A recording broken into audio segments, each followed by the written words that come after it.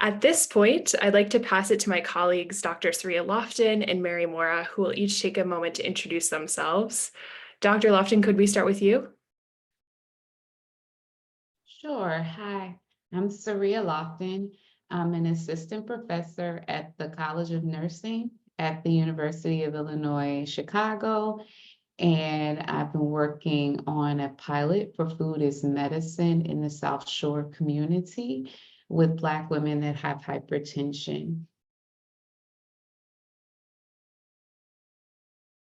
Hi, good morning, everyone. My name is Mary Mora. I am a registered dietitian and the co-founder of Real Foods Collective, and I'm really excited and honored to be here speaking with Saria and Lucy about food as medicine and with everybody on this call. I'm also representing Proviso Partners for Health during this presentation as well. Thanks. Thanks, Mary and Saria. Appreciate you both being here. So we did just want to share our session agenda quickly to get started and grounded in what you can expect from today's presentation. So we're going to start our discussion by clarifying what food as medicine is and sharing a couple of different definitions we use. Then we'll be really excited to share information from both Dr. Lofton and Mary's pilots of food as medicine, talk about some exciting upcoming policy opportunities, and then center a discussion on what we envision for food as medicine in the future of our work together.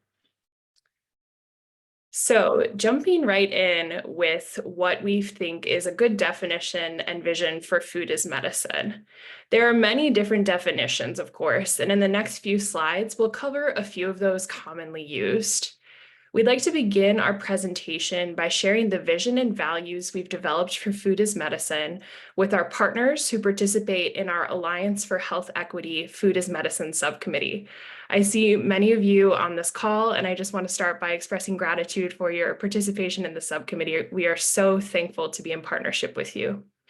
Partners in this group represent healthcare systems and health departments, community-based organizations, policy organizations, and food justice advocates who are based in Chicago, suburban Cook County, Illinois, and the broader Midwest region.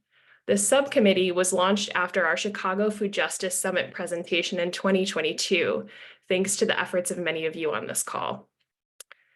This group has led us to creating a vision and values for food as medicine, which you can see on this slide. Central to our vision and values is a recognition that food and nutrition security disproportionately impact communities of color, including Black, Indigenous, and Latina communities and low-income communities. In the Chicago context, these communities are often segregated to neighborhoods that have been undervalued and under-resourced. The process of disinvestment driven by redlining and predatory lending, coupled with the growing racial wealth gap, have exacerbated inequity in many sectors of society, contributing to barriers, including limited access to nourishing, nutrient-dense food. In order to redress these wrongs, we must first place food in the context of healing and justice. So our vision is as follows. Our future is one where food is a human right, where insurance dollars can be used to invest in programs that provide nourishing food, where the resources to procure nourishing food exist for everyone, where food can be grown locally and sustainably by anyone who wants to grow it, and where communities can celebrate their cultural food practices and traditions. On the right-hand side of the slide, you'll also see a graphic depicting our values. In this graphic, the plants represent our food as medicine programs, the soil represents our values, and the sun and rain represent what gives energy to and sustains our programs. We will share a link later in this call where you can find this graphic, in addition to a link where you can sign up to participate in our subcommittee if you are interested. We as members of the subcommittee steward and champion this vision and our values in our respective areas of work, and they inform the way we build, scale, and sustain our work. So now let's go to the next slide. And I'm going to speak a little bit more about some of the definitions we use for food as medicine. So now that we have spoken about some of the visions and values we ground our work in, we want to share more about how food as medicine is defined in practice in both clinical and ancestral ways. We'll start by discussing how food as medicine tends to be clinically defined. The Aspen Institute describes food as medicine as, quote, a spectrum of programs and services that respond to the critical link between nutrition and health. We, as practitioners of food as medicine, understand clearly that food and health are connected. What we eat impacts our physical, mental, and emotional well-being. We also know that food and nutrition insecurity are linked to health disparities, such as diet-related illnesses like diabetes, hypertension, certain types of cancer, and heart disease, to name a few. Food as medicine programs respond to these linkages by providing nutritious and culturally relevant food to people experiencing inequity.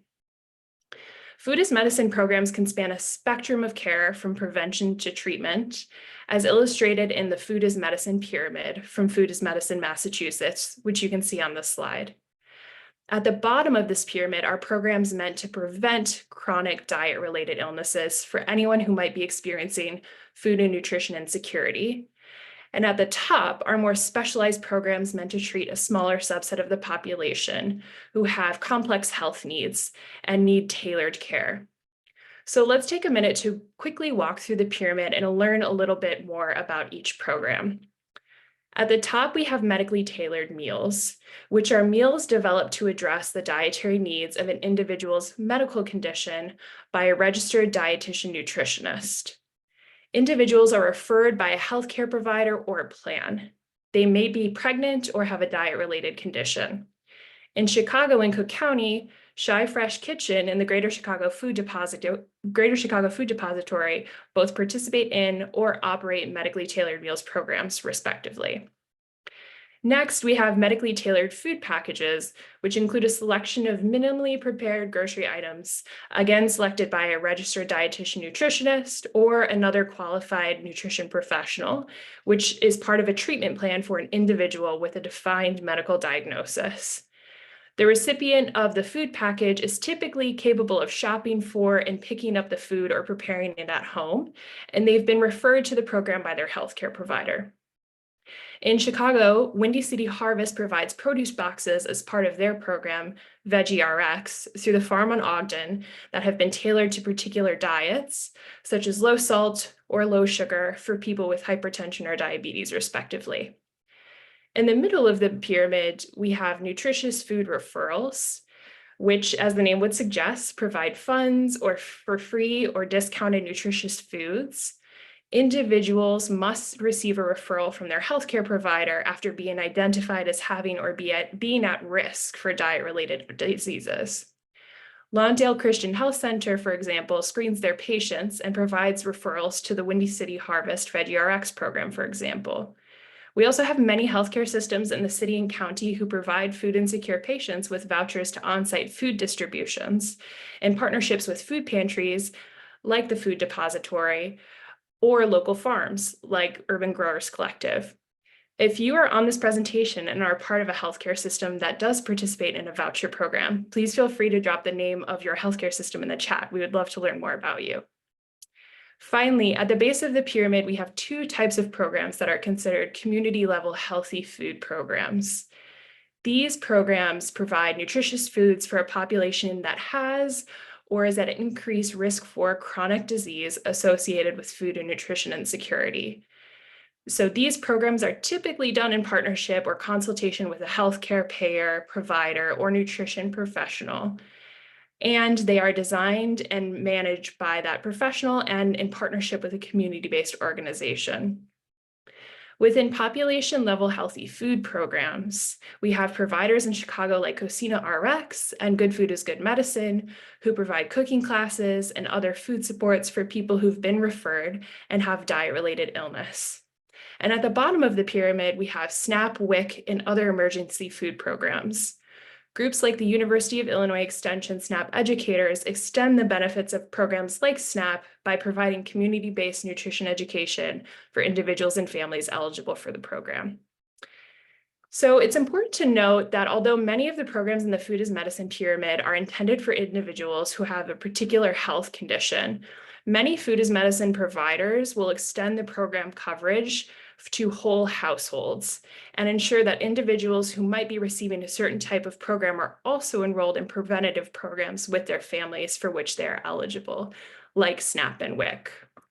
So now that we've gone through the pyramid, we invite you to take a moment and reflect on what you've learned and share the name of your organization and where you think you might fall within the food as medicine pyramid on the chat, so we can get a better sense of who's in the room. And at this point, I'm going to pass it off to Mary, who's going to walk us through a definition of food as medicine from the ancestral lens. Thank you, Lucy. Looking through the chat, thank you all for sharing who you are, where you're from. We're going to be asking you to do that throughout this presentation. So thank you for participating. And we know food as medicine has been around a long time. Ayurveda originated in India over 3,000 years ago and focuses on bringing balance to the whole body, which included dietary guidelines for wellness and balance. Traditional Chinese medicines from the Tang and Ming dynasties were used diet therapy to treat illness and disease. One of the most famous quotes that you may think of is on the slide here: "Let food be thy medicine and medicine be thy food," from Hippocrates in 400 BC. More recently, in focusing on the work more recently, back in 1917, the American Dietetic Association was developed. It's now called the Academy of Nutrition and Dietetics, and it was developed in 1917 to help the government conserve food and improve public health during World War I. There are now over 112,000 nutrition professionals, including registered dietitians, diet technicians, and other food professionals committed to improving health and translating evidence-based nutritional guidelines in research. That's just a little history, but we know that each of us incorporate food as medicine into our daily lives and maybe our history and our culture. So we want to invite you to share what are some ways that you use food as medicine? And I can share, I know in my house, if someone's sick, there's a pot of chicken soup cooking immediately so that we can all just feel it in the air, eat it, and feel better. So we invite you to share in the chat ways that you and your family use food as medicine.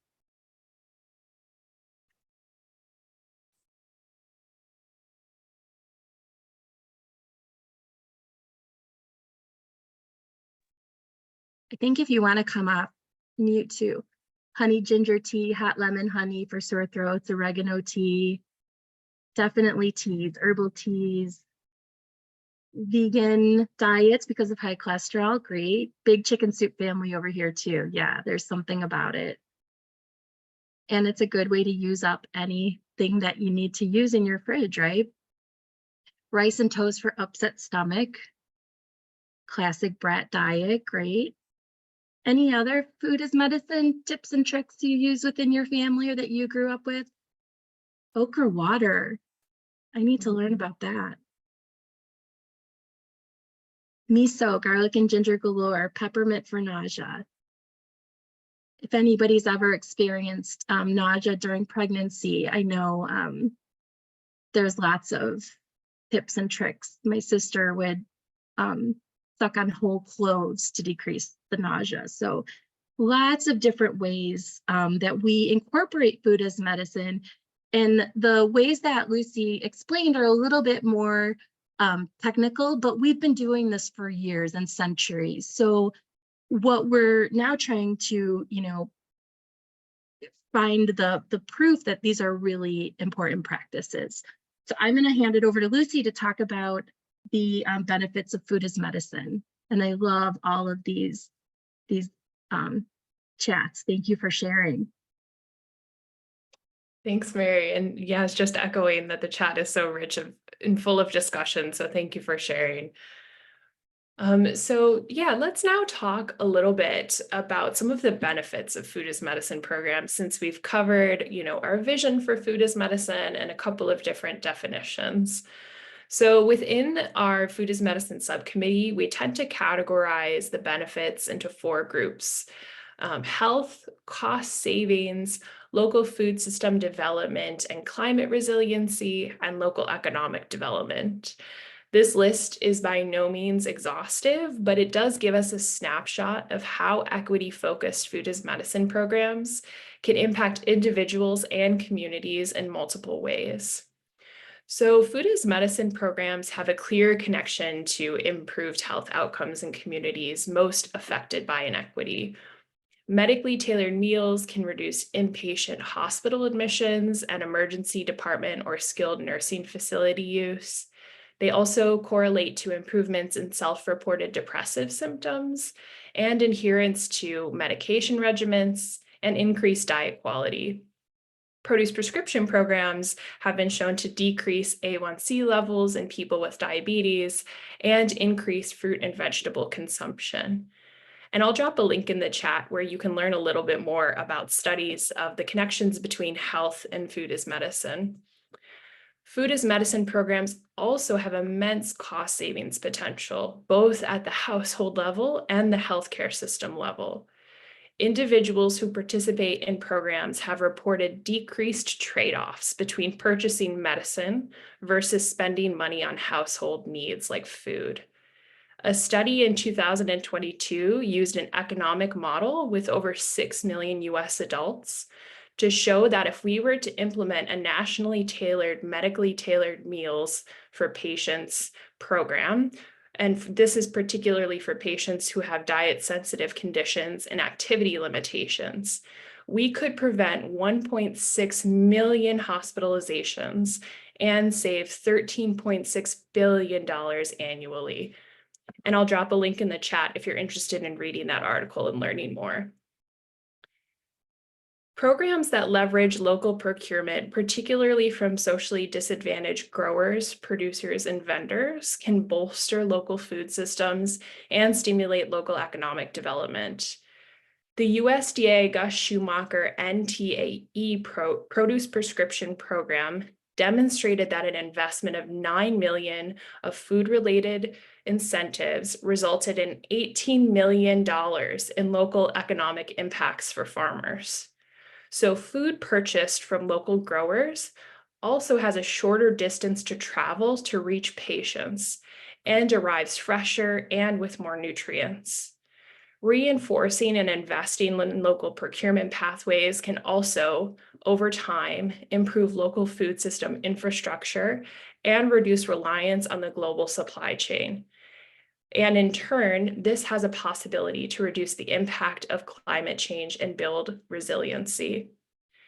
In summary, there are many benefits from food as medicine programs for us to evaluate and consider.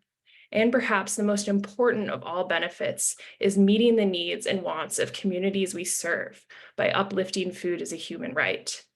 I'm now very excited to pass it over to Dr. Lofton and Mary, who will each talk about ways their different food as medicine pilots centered community expertise and what outcomes they achieved with their community members in this process.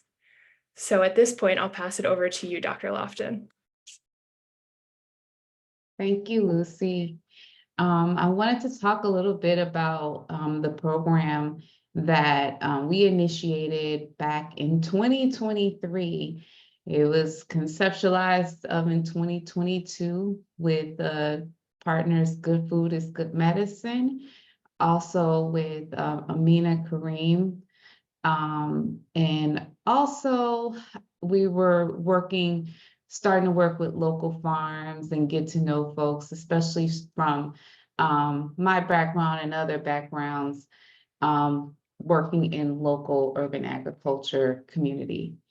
So this project started with recruiting in the South Shore community. So I wanted to work with local federally qualified health centers through our Miles Square health system that we have at UIC.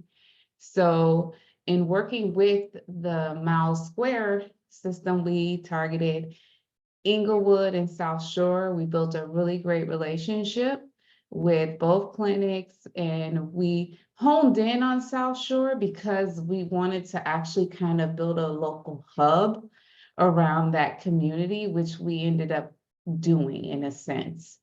So after speaking with the clinic director there, we spoke with the nurses and the other folks that worked in the clinic. We would visit, get a sense of their workflow to see what would be a good way to recruit. And so in the understanding, like in the waiting room can be kind of hectic for the patients, and it has the potential to interrupt the full workflow of the clinical staff. We opted to reach out to potentially eligible participants through their list of patients that they have at South Shore. So for this program, we were specifically looking for Black women with hypertension and obesity, but we've really focused in on hypertension because when we typically think about food as medicine, like we know the benefits of it in keeping us healthy, but the clinical aspect is that not only does it make us feel good, it actually has clinical outcomes that we can associate with the healthfulness and nourishment of the food items that people are receiving. Also, we wanted this to be comprehensive. We didn't want it to be just like grocery delivery and then that would be it. And there's a lot of programs that do grocery delivery and that's fine. But we wanted to, like, once you get the items, how do you use them? How do we support you in using them ongoing? And how can we build a community around that? So we developed this 12-week intervention that was centered around the DASH eating plan. So DASH stands for Dietary Approaches to Stop Hypertension. So we want to intentionally work with Black women with hypertension and intentionally have an eating framework that was supporting stopping hypertension. And one of the key goals that we had was to improve dietary behaviors and also to control blood pressure. So we had 6 bi-weekly classes, cooking classes that were held at a local church, Bryn Mawr Church, which is about a half a mile to a mile from the clinic. So the clinic is on 71st and Stony, and the church is on 70th and Jeffrey.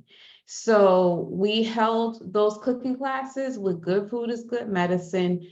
Janine and Jenny and Elaine did a wonderful job leading the ladies through 6 bi-weekly sessions. And in the weeks that we didn't have sessions of cooking, we also did Zoom to kind of like serve as a support and to give more tips on how to manage hypertension. And we focused a lot on different spices. So like turmeric, I saw that was in the chat. That was like one of the spices that we focused on. And so we really tried to actually also expose them to different type of vegetables. So we worked with a local farm, Star Farms. And so like one of the more popular herbs that came out of this was purple basil. We even got a recipe from one of the participants that featured purple basil. So it was really nice. And then we also work with 40 Acres who deliver food to the church. And there have been participants that have gone on to continue using 40 Acres after the intervention was over. So the intervention ran throughout the summer, and I said we had the grocery delivery. We wanted to make sure, just to kind of give a insight to how these cooking classes looked. You would have Janine and the others cooking with the participants, showing them the recipes, and then we would all eat together and fellowship together. And then we'd have like a quick 15-20 minute nutrition session that will be supplemented by like worksheets as well as recipes.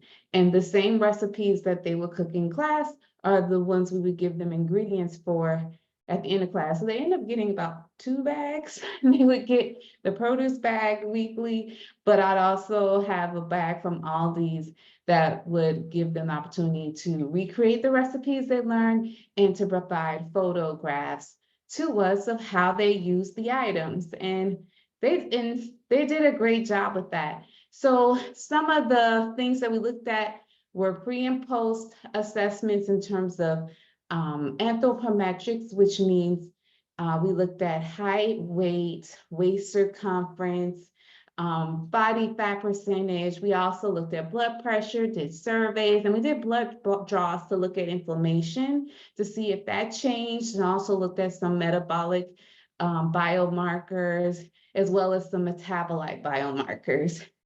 And so, we can go to the next slide. So what we found is systolic blood pressure did decrease over the 12 weeks. We also found like a lot of anecdotally the more adherence to their medication. Some of our data is still being analyzed in terms of the surveys. But the really nice thing is that they all found the program to be very useful, and they enjoyed it, and they wanted to do it longer. We had interviews right after the program ended, and everyone was very supportive of the program, and they would give us suggestions on how to keep them engaged and encouraged throughout the program. And one thing that we did implement, not as a research piece, but more so as a supportive piece, was having monthly pop-up classes. So working with Good Food is Good Medicine, working with the same church, they'll be able to have their monthly pop-up classes starting this month through August to keep them encouraged and reconnect around using the DASH eating plan. And then folks attended at least 50% of all program sessions, and almost 70% attended at least 4 out of the 6 classes. And thank you, Isabel, for putting this together. Isabel presented this at APHA, American Public Health Association, back in November. And as the quote said, one thing that really speaks to the overall gist of this, going back to the community connection, is, man, we need to start our own farm garden, start eating our own vegetables, especially how much prices have gone up in the stores. And this is something that resonated when I would do interviews with other community folks during COVID, right after COVID. This came up a lot about how we start our own farms and connect with local farms. So I think not only does this provide the opportunity to improve your blood pressure or improve your A1Cs, but it provides an opportunity to connect with local places that loosely discussed in a way that we never really have had a chance to do before, where people are looking for local farms and they're looking for those local vendors like Liz that can provide a fresh, affordable produce. And it's here, and you all have demonstrated that. So this is a great opportunity to start building those connections and strengthening them as we go forward. And I think I went a little over, so I'm going to pass it on to Mary from here. Thank you, Dr. Lofton. That was awesome. I loved listening to you, so don't worry at all. And I will just give a quick overview of our VeggieRx Maywood program.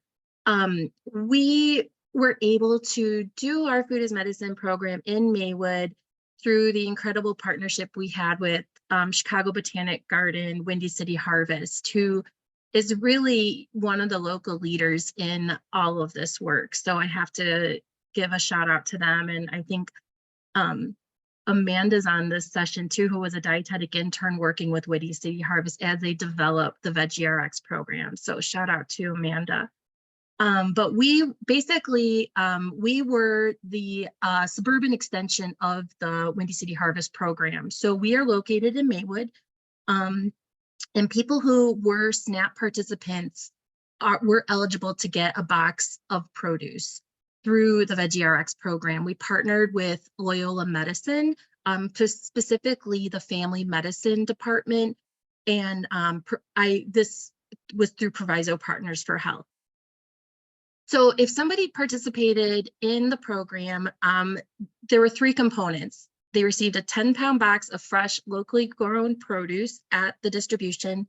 nutrition education, which included a cooking demo using the foods that were in the box. And you can see a picture of 2 of the medical students that worked with us facilitating a cooking demo. And then an on-site low-cost farm stand where participants could use basically double value coupons to buy more produce. And the key values of this program was support for the local food system, supporting the farmers that Windy City Harvest was training. And also we worked with Liz as well. This is where she started her farm stands in Maywood outside of the family medicine clinic, and not started them, but she was one of our vendors. Promoting that healthcare clinical community connection, and also promote community-driven food justice work. Next slide, please.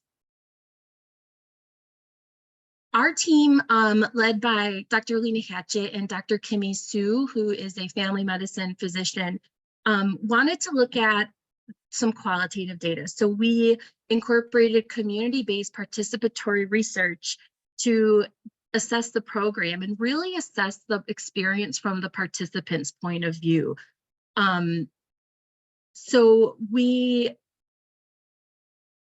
Sorry, I'm focused on the chat, but I'll get back to that as soon as I get through this slide. We wanted to see why were people coming to VeggieRx, and we knew that our numbers were growing steadily. People were telling their friends, the community was learning about VeggieRx. We were getting more and more participants to register. So why were they actually coming? So Dr. Sue and Dr. Lena Hatchett, who's another leader in the food justice national movements and health equity movements, trained some medical students and dietetic interns on focus group facilitation. And we facilitated 3 focus groups with 24 participants. Myself and the staff from Windy City Harvest were intentionally not included in these focus groups because we wanted the participants to really be open and honest. And we didn't want them to feel like they couldn't say they didn't like something if they saw my face asking questions. So we were really intentional about the questions, the wording, and who was talking with the participants and collecting the data. The key findings were that one of the most important things was community co-design and open communication with the participants. So I'm going to go through the sub-themes a little bit more. And the first sub-theme that was found within these discussions was trust building. The combination of high quality, locally grown produce alerted the participants to the local relevance of the public health problem and ecological perspectives. So it made that connection. This is an important issue in my community that has been historically disinvested in. And it also involved a long-term process and commitment. The participants felt like this wasn't a program that was coming in and leaving when the grant money ended. We were really invested in working hard to find sustainability in increasing food access in Maywood and the surrounding communities. So a couple quotes really quick. The corner stores have wilted vegetables. Nobody's buying and eating that. To have a vegetable that's locally grown, I feel a bit more confident. And this program shows me that there are caring people in this community. The second sub-theme indicated cultural relevance and respect for family traditions, respect for different lifestyles, and that we can all learn from each other. One quote said that the community and the sharing of the recipes, the sharing of the feelings you have about things, or maybe your ancestors and tips that you had, is all really enriching to me. And that was one of me personally, that one really hit me, because that is how we want people to feel. Their story is important. Everybody's story is important, and being able to share that story and have space to share that story and how you use that food. And we weren't worried about how healthy it was. It was the food that we were eating to nourish our bodies, and that respect for cultural traditions, I think, is super important. And then the final sub-theme focused on bi-directional feedback, and that the program valued the participants' opinions and feedback. we promoted a co-learning and capacity building environment for everybody. We wanted to not look like we were looking into a fishbowl, researching people and taking that data and using it for whoever's benefit, but there was a balance between research and action for community benefit for all that were involved. It wasn't just the researchers who were benefiting. And some of the quotes that really stuck out included, "When I come to the farm stand, I like how she asks, 'What do you think about this?' I like how she asks me questions. I like that interaction. VeggieRx Maywood is needed in the community. I feel like I've been fed physically and emotionally through great vegetables." So this kind of got to why people are coming. And that was the whole point of, and again, the importance of community co-design. So the full paper is linked in this presentation. You can check it out if you're interested. And then I will fly through the next slide, please. This data helped informed how we move forward. Like I mentioned, that Finney grant ended in 2021. So we had about a year to figure out what was our next steps. We had a farm stand throughout 2022, and then in 2023, we had the opportunity to take that feedback, that research, that qualitative data, and implement it into our new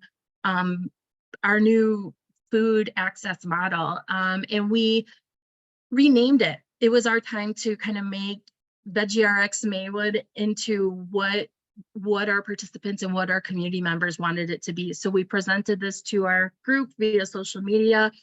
And the program was basically renamed the Heart and Soil Project.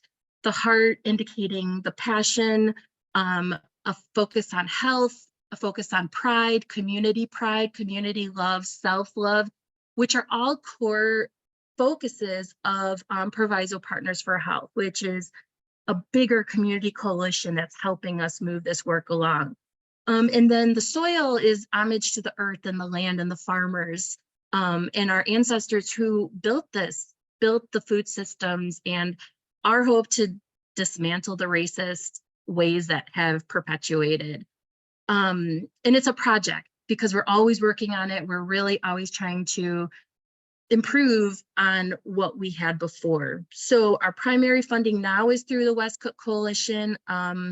We have 3 distribution sites in Maywood and Broadview, and we are really focusing on that community connection through nutrition education, challenges, recipes shared from community members, but really just trying to get high quality, culturally relevant food out to people who are eating it, because it's not, Maywood is a mixed income community. It's not low income, not high income. It's a very diverse community and the communities around it, and everybody needs to eat, especially fruits and vegetables. So if you have more questions, I'm happy to answer them, but I hope I didn't go over too much, but I'll pass it over to Lucy. No, that was wonderful, Mary. And thank you so much, Dr. Lofton, as well. I just continue to be so humbled by all of the expertise that you both have, all of the amazing experiences that people are sharing in the chats. We are just so grateful to be sharing wisdom with all of you and to be holding this space with all of you. So at this point, I think maybe one item that we could speak about, and that came up in the chat before we move on to some of the wonky policy discussion, was someone had shared that their doctor had wanted to put them on prescriptions and some medicines automatically when they found out that they weren't feeling or they weren't well. And that person had to advocate for themselves and ask for a dietitian or nutritionist. And that was really successful for them. And they brought up the importance of advocating for natural and dietary solutions and change, that conversation that prescription drugs don't have to be the default solution. So I just wanted to uplift that comment and see, Mary or Dr. Lofton, if either of you have anything you wanted to add or any reflections you wanted to share back. I can say I was about to type in that per the ACC and AHA guidelines, and that's like American College of Cardiology and American Heart Association, you're supposed to do lifestyle modifications first. That's been a part of their guidelines at least since 2017, probably before then. So kudos to you for pushing back and having that be a part of like the first thing to go for before medications. And I know sometimes, and that does depend on the degree of hypertension, but it's like stage 1, which is a lower hypertension, pre-hypertension-ish, without getting too technical. That is a part of the guidelines. So I think this is something, a great reminder for us all.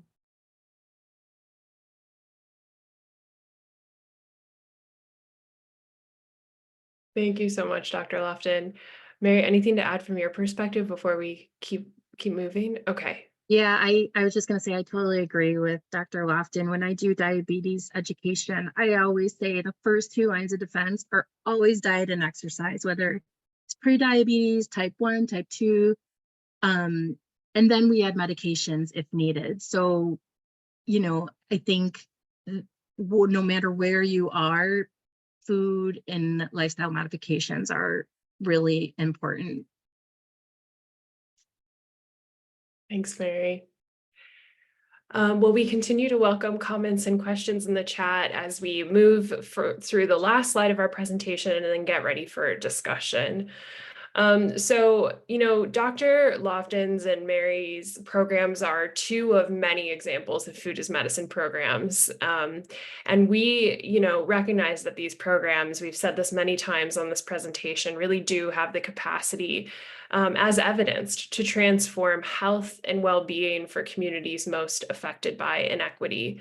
And there are many different ways we can reinforce, sustain, or scale food as medicine programs through local, state, and national policies. And policy change is one step on the way to really creating a future where food as medicine can flourish and where food is a human right. So we want to talk a little bit about some of those policy changes today.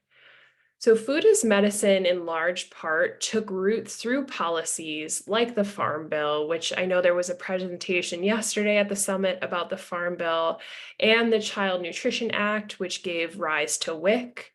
And there are many other types of policies that really gave root to food as medicine. However, the landscape of food as medicine policy really blossomed since the White House National Strategy to Address Hunger, Nutrition, and Health was released, and following the conference that the White House held in 2022. Maybe some folks participated in that conference on this call. There have been many gatherings of food as medicine providers about that conference since then. There is a lot of enthusiasm for food as medicine policy that came from the national strategy and the conference. And the national strategy itself put into place many local, state, and national incentives that were to increase access to food as medicine programs. And if you're not familiar with the national strategy, I'll drop it in the chat so you can take a look at it. One of the incentives was really to make it easier for states to use something called a Medicaid 1115 waiver to address health-related social needs, including food and nutrition insecurity. So we'll get into some policy wonkiness now, but I'm happy to stick around at the end of the call and answer any questions folks have about this. So 1115 waivers are part of state Medicaid programs. A state submits a waiver application to the Federal Centers for Medicare and Medicaid Services, otherwise known as CMS, to allow managed care organizations who provide Medicaid services in their state to test out innovative and budget-neutral pilots for eligible Medicaid enrollees. So in other words, these waivers allow managed care organizations to step outside what is usually quite rigid service requirements that are dictated by the state and the federal government to try out something new, a new program, a new set of programs, just something new that they haven't done before. In practice, this could look like a patient showing up in a clinic who has Medicaid and also has diabetes. In the clinic, they are screened by their healthcare provider. If their healthcare provider finds out that that patient is food insecure, they can refer the patient to a community-based produce prescription program that uses food from a local BIPOC grower. The healthcare provider would then be paid for doing the screening and referral by the managed care organization that gives Medicaid services to that patient. And the community-based produce prescription program would also be reimbursed by the managed care organization for their services. So it's funny that this isn't happening already, right? Because it sounds like a great solution to get people who have Medicaid enrolled in food as medicine. But the truth is, this is a relatively new approach to the way that we do food as medicine and Medicaid together. So in the past, Illinois had a 5-year 1115 waiver, and the benefits in the waiver were focused on behavioral health. In 2023, Illinois decided to apply for a waiver extension for 5 more years. And in that extension, they shifted from focusing just on behavioral health to several new health-related social needs, including food and nutrition benefits. Through organizing led by our Food as Medicine Subcommittee, we worked closely with the state agency leading the waiver extension, the Illinois Department of Healthcare and Family Services, or ILHFS, to add food as medicine benefits and benefits to cover the whole household in the waiver extension. We were so excited that ILHFS accepted these additions during the public comment period. And I'll drop a link in the chat to where you can read the waiver application that was submitted by Illinois. So now we are really in a waiting period because ILHFS has submitted our application to the Federal Centers for Medicare and Medicaid Services, and we are waiting for this federal center to approve Illinois' application for the waiver extension. While we are waiting for this approval, Illinois has begun to plan for implementation of the waiver by connecting with partners who might want to be involved in providing benefits, like many of you on this call. So this presents us with a great opportunity to inform the state about how we want to see the waiver implemented. Our Food as Medicine Subcommittee has been meeting with experts from other states who have waivers, like North Carolina, Massachusetts, and California. And we've also been having conversations with experts in Illinois, like you all in this presentation, to learn about what you'd like to see included in implementation. And this is what brings us to the discussion portion of our session today. In our discussion, we want to dream together about what the future of food as medicine could look like in Illinois, based on what you have learned in your own programs and what you hope for yourselves and your communities. At this point, I'm going to pass it back to Dr. Lofton, who will open up our discussion in just a moment. I'm going to stop sharing my screen so we can all see each other during the discussion. I'll also be sure to type in the questions we will be discussing in the chat so we're all on the same page. If you are comfortable and able, I invite you to come off camera and raise your hand via Zoom to share your thoughts on the questions we will pose. And if you prefer, you can also add comments during the discussion in the chat. After our discussion, we will hold time for Q&A and then wrap up the presentation with a poll from CivPAC and additional resources and a call to action. So I will pass it off to Dr. Lofton, and I'll check out some questions in the chat and see if I can respond to those questions about the Medicaid waiver. Great, thank you, Lucy.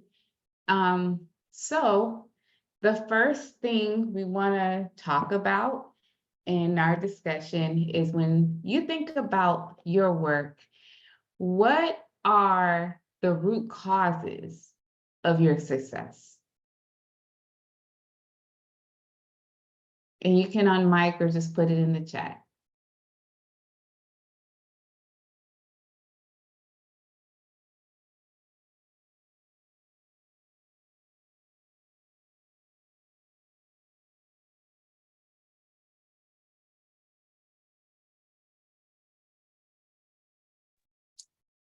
And I can actually start it off. One thing that I think about as the root cause of the success of the program is the community organizations that help establish the program for the Food is Medicine in South Shore. Like, they were so instrumental because everybody played their role, and there was no one that was like taken over. It was like, we're all sharing in this together. So like, I played the research role. Good Food is Good Medicine played the role of cooking. Amina, who's from South Shore, played the role of things in South Shore to support where I'm not from South Shore. So I'm like, I didn't know that I needed help. So Anne had supported with logistical and journalistic support. Any other thoughts around? I don't want to talk too much, so I want to give it all to you all. Hey, good morning, everybody. Just real quick, I think the root causes of the success when we finish a time with youth or families where we've had cooking schools, it's been because it like you guys talked about, there has been a sense of trust and it has been bi-directional. So there's been discussion about like, what do we want to cook? What do you love to eat? And how would you like to cook that or differently or add something new or like, hey, what's something you're curious about? So I think that's the root cause, is kind of that like bi-directional, that dialogue between what we can bring and also between what people are curious about and what they want to like apply to their like meal, the next meal they're going to cook.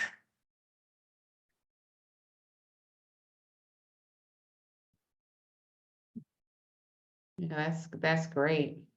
I definitely agree about like with the bi-directional. Any other thoughts around that? Root causes?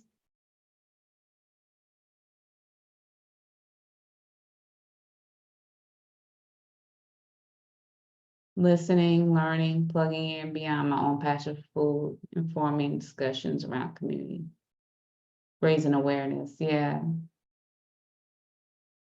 And this is important because when we think about root causes for you all, this really around root causes for the success for this initiative. So that is definitely one of the intentions around the question, to gain the same thing that Carolina gained. Time, which may be the root of the barriers. Yeah, that's true. Focus on flavor and pleasurable aspects of food too. Yeah, that's actually, we get so much caught up in the weeds with like all these other things that we have to do to get it done, but like focusing on like how food is pleasurable and why we eat what we eat. That's a great point. Thank you, Allison. Maybe we can go, just in the interest of time, Saria, start to shift gears for the next question, and people can continue to add their responses in the chat. While we start to shift gears for the next question, I just wanted to hold space for the SIFPAC team to share the poll that they've asked us to complete for today's session.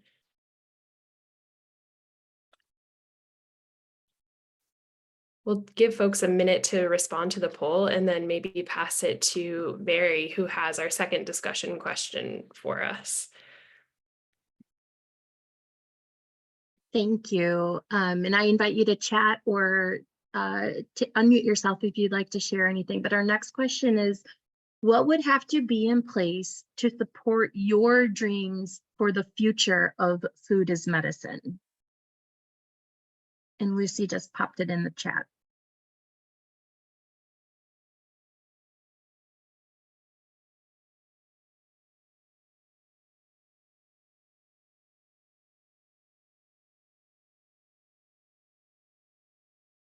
There's an answer in the chat, Mary, around equitable access, and I love that. That is wonderful.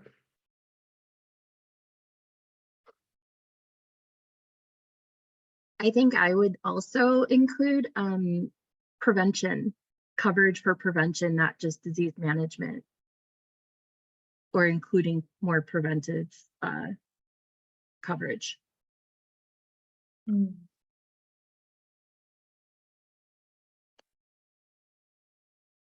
see Sophia, you have your hand up. Do you want to share?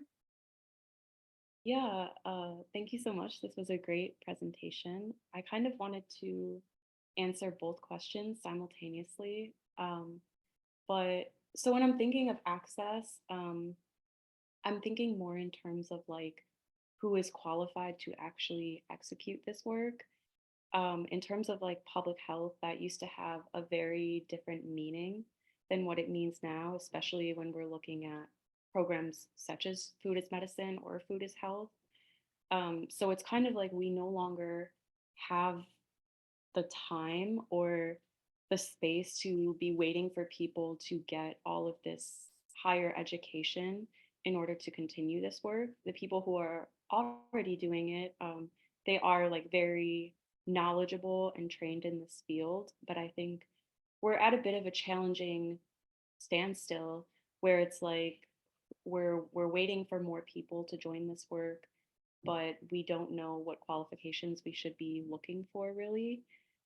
So I think, yeah, access in terms of time and education is a really big one as well.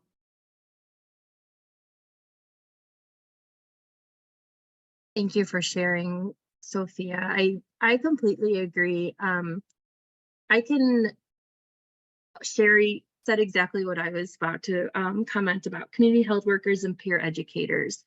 I believe Beyond Hunger is building a food-focused community health worker program to train. I can't speak to the all of the details, but that's one program. I think for what we do too in Maywood is we hire community partners and community members and are co-designed alongside with community partners. We were able to pay people who were coming for the program to help co-design it and develop and build that strategic plan. So I think we're all eaters. And so we all have experience, like you mentioned. So building those equitable opportunities, I think, is super important because you're right. The investment in all of the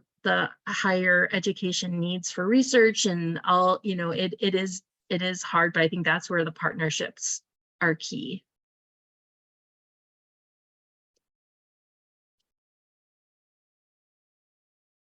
Anyone else have questions? There's a comment in the chat, Mary, a great observation about knowing what we know about the negative effects of pesticides on our food. Is there a reason our government is reluctant to ban pesticides, especially considering that only certain sectors of the population can afford organic food? And that's a wonderful question. I am I see Trevor added a comment, the agriculture military complex for sure. And I am definitely not an expert in like pesticide law and policy change, but I wonder if others on this call have more information, or Mary or Dr. Lofton, if either of you have comments.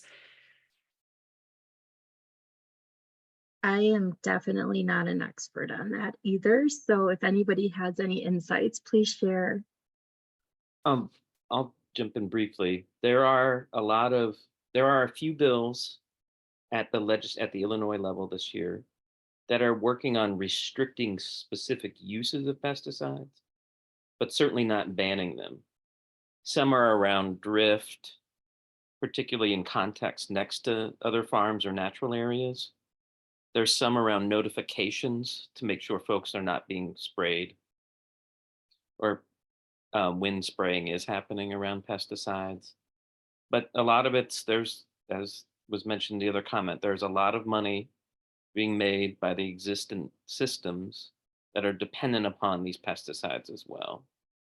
Now there's a lot of work that can be done on incentivizing folks to make that transition and easing that transition for folks, because there is a cost to organic certification and it is a process. There are some USDA programs that help support organic transition, but it is a great thing to push through and talk about and draw the, and there's not a lot of policy that connects the health impacts of pesticides and the benefits as well. So I think there's definitely further conversations, and especially as we're thinking about policy in Illinois, to draw those links a lot closer together.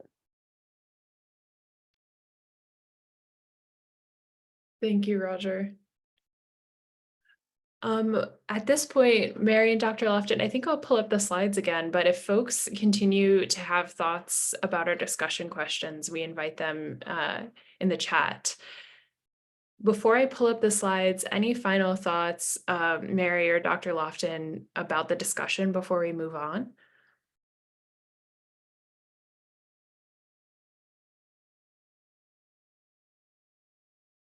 Well, I'll say that I really appreciated the opportunity to talk with you all about, this work and the waiver, and look forward to continued engagement around the waiver to continue to build and expand the work that you all are already doing and how it may integrate with the overall idea, the whole overall approach of using food as medicine. So thank you. Yeah, I am just really honored and excited to be part of this conversation. I've been a dietitian for over 20 years, and this is what we kind of live and breathe. So it's great to see the movements working towards solidarity and working together, and getting really showing that and making food accessible to all. Thank you both.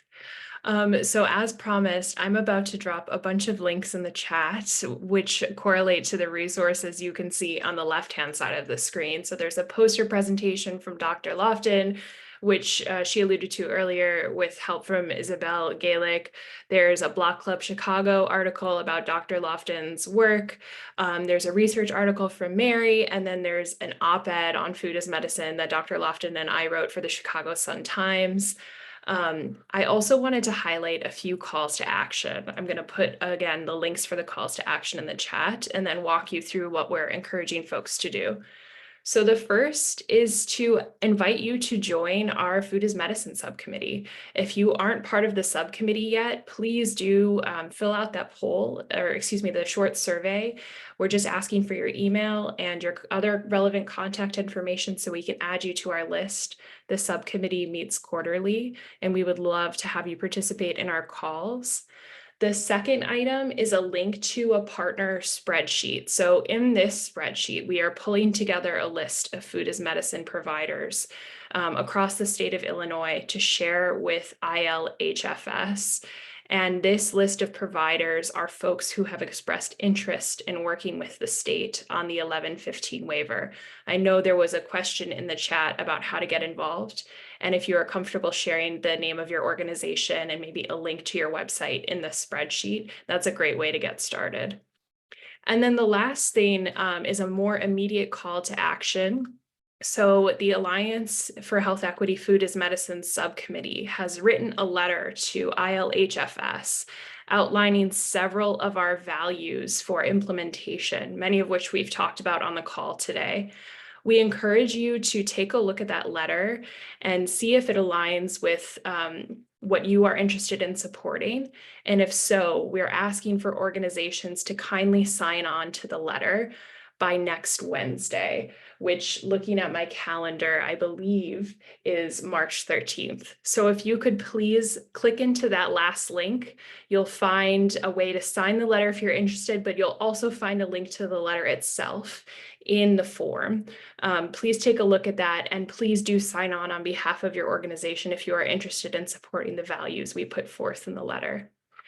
So I know we're coming right up against the end of our call, but I wanted to pass it to Dr. Lofton and Mary to see if you have any final thoughts to share as we wrap up.